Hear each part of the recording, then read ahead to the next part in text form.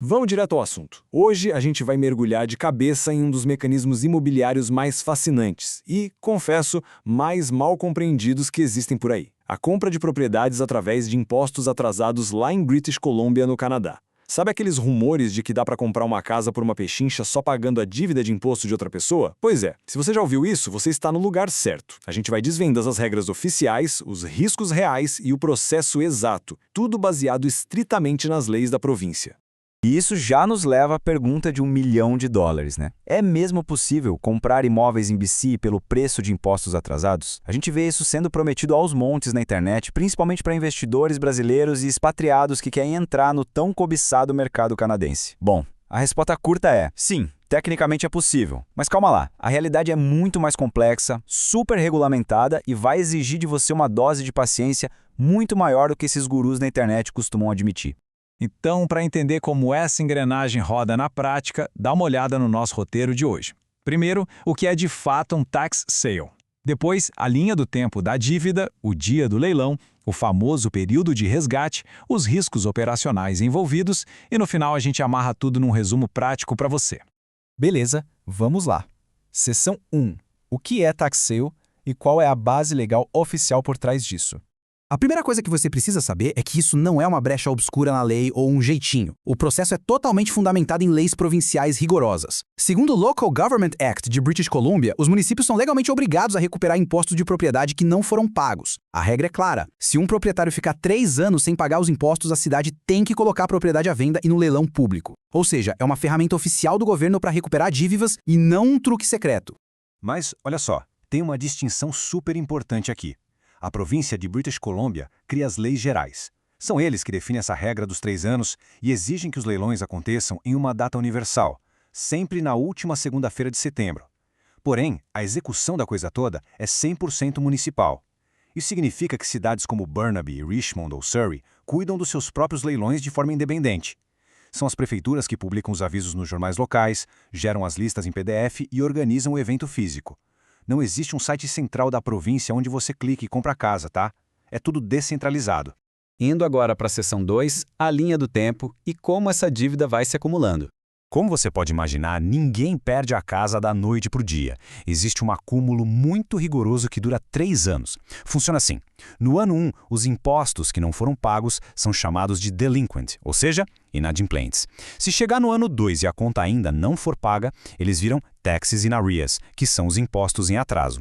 E é só quando essa dívida entra no ano 3 que o alarme toca e o leilão obrigatório de setembro é finalmente acionado. Então veja bem, os municípios dão bastante tempo para os donos resolverem a situação antes de forçar uma venda. E é justamente por causa desse cronograma longo que muito investidor acaba se enrolando na papelada. Fica o aviso, você precisa saber separar o que é uma lista futura ativa, que é aquela lista dinâmica de propriedades que realmente vão a leilão, publicadas semanas antes, de um simples aviso público ou ordem judicial. Muitas vezes a galera vê um aviso legal genérico num jornal ou uma ordem judicial do ano passado e acha que é a oportunidade atual. Não confunda dados históricos com uma lista de propriedades onde você pode dar lances hoje, ok? O que nos leva à nossa seção 3. O tão aguardado dia do leilão e a execução que rola todo mês de setembro. Chegou a última segunda-feira de setembro e as cidades estão realizando seus leilões. Aqui, você tem que dominar um termo local hiper específico, o upset price, que seria o nosso lance inicial. Mas atenção, esse upset price não tem absolutamente nada a ver com o valor de mercado do imóvel. Ele é o valor mínimo aceitável para cobrir a dívida. É literalmente a soma exata de todos os impostos atrasados, mais as multas, os juros e as taxas de registro do terreno. Se a dívida total for de, digamos, $15 mil canadenses, o lance inicial é cravado em $15 mil. A mecânica do leilão é dura e direta. Passo 1. Você tem que se registrar como licitante na prefeitura daquela cidade específica. Passo 2. Hora dos lances. Algumas cidades fazem aquele leilão público aberto tradicional no grito, enquanto outras usam envelopes fechados, chamados de sealed tenders. Passo 3. E aqui a coisa fica séria. Se você vencer, o pagamento tem que ser imediato e com fundos certificados. Estamos falando de ordem de pagamento ou cheque administrativo ali, na hora e no local. Esquece aquela história de esperar o banco aprovar um financiamento. Não tem choro. Agora vamos para a seção 4, o período de resgate. Preste muita atenção porque essa é a verdadeira regra do jogo. O detalhe que muda absolutamente tudo é este. 1 ano. Isso mesmo, se você ganhar o leilão e entregar o seu cheque administrativo lá na hora, você não ganha as chaves da casa, de jeito nenhum. Você vai ter que sentar e esperar 1 ano inteirinho. Esse tempo de espera é conhecido como o período de resgate, ou Redemption Period. É uma janela rigorosa de 365 dias imposta por lei. E para que ela serve? Para dar ao dono original o direito de pagar a dívida dele e recuperar legalmente a propriedade.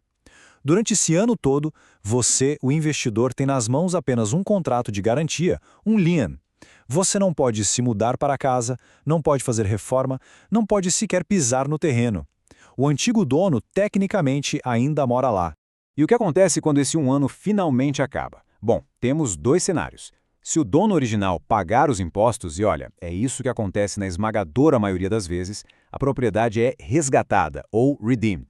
Nesse caso, você recebe de volta todo o dinheiro que pagou no leilão, mais uns juros acumulados no período. Basicamente, seu dinheiro virou um empréstimo de curto prazo. Agora, o segundo cenário. Se passar 1 ano completo e a propriedade não for resgatada, aí sim, meu amigo, a prefeitura transfere o título oficial para o seu nome e a propriedade é oficialmente sua. O que nos arrasta para a seção 5, riscos operacionais e jurídicos. Vamos falar da realidade crua. Comprar em tax sale é comprar totalmente no escuro. Dá uma olhada nesses riscos que não são brincadeira. Primeiro, não é permitido fazer nenhuma inspeção dentro da casa antes do leilão. Segundo, quando você finalmente pegar o título, a casa pode estar ocupada pelos antigos donos, que agora são tecnicamente posseiros, e aí cabe a você o processo legal de despejo. Terceiro, podem existir problemas de zoneamento pesados.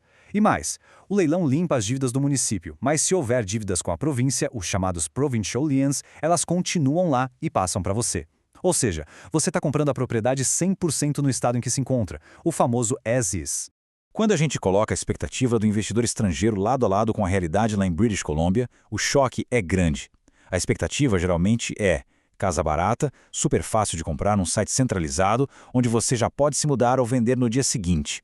A realidade canadense, você está comprando um contrato de dívida, caçando PDR perdido em sites de prefeituras diferentes, sendo obrigado a esperar 1 ano inteiro e correndo o risco real de herdar um imóvel ocupado e precisando de reformas. Chegamos à nossa última parte. Seção 6, um resumo prático e os avisos finais para você que quer investir. Quer entrar nesse mercado? O passo a passo é esse. Primeiro, monitore ativamente as páginas oficiais das cidades que você tem interesse. Burnaby, Surrey, Kelowna, Saanich, não importa. Fique de olho nos avisos públicos dos jornais dessas cidades. Você vai ter que esperar até o finalzinho de agosto ou o começo de setembro para as prefeituras soltarem essas listas oficiais. E, óbvio, já deixe os seus fundos canadenses preparados e certificados no banco bem antes do grande dia. E por falar em listas, nunca se esqueça que elas são incrivelmente dinâmicas. Imagine o seguinte, uma cidade publica uma lista com 50 imóveis no dia 1º de setembro. Chega na manhã do leilão na última segunda-feira do mês e adivinha, a lista caiu para 5 imóveis. Por quê? Porque os donos entram em pânico e correm para pagar a dívida no último segundo possível. As propriedades saem da lista de leilão literalmente horas antes das portas abrirem. Tem que estar atualizado minuto a minuto. Um alerta super importante se você é um investidor brasileiro ou expatriado. As exigências são rígidas. Os lances precisam ser feitos com fundos canadenses certificados, o que já exige uma estrutura bancária por lá. Na maioria das vezes, você tem que estar presente no leilão ou ter um representante legal devidamente nomeado presencialmente. E um detalhe gigantesco, se a propriedade não for resgatada e você pegar o título, você pode levar uma mordida enorme do imposto para compradores estrangeiros, o Foreign Buyer Tax, dependendo de onde o imóvel fica em BC. Ter um advogado local não é luxo, é uma necessidade absoluta.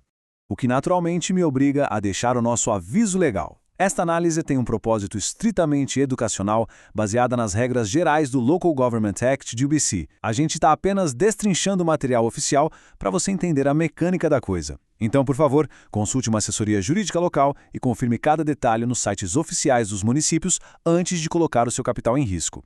E eu quero encerrar deixando uma reflexão no ar. Tax sales lá em British Columbia definitivamente não são um atalho mágico para ficar rico rápido. É um jogo financeiro de espera, de alto risco e cheio de regras. A pergunta que fica é, você tem a paciência, o capital para ficar imobilizado e o estômago para aguentar esse período de resgate de 1 ano? Essa é uma resposta que só você tem. Muito obrigado por acompanhar essa análise de hoje, continue estudando e a gente se vê na próxima.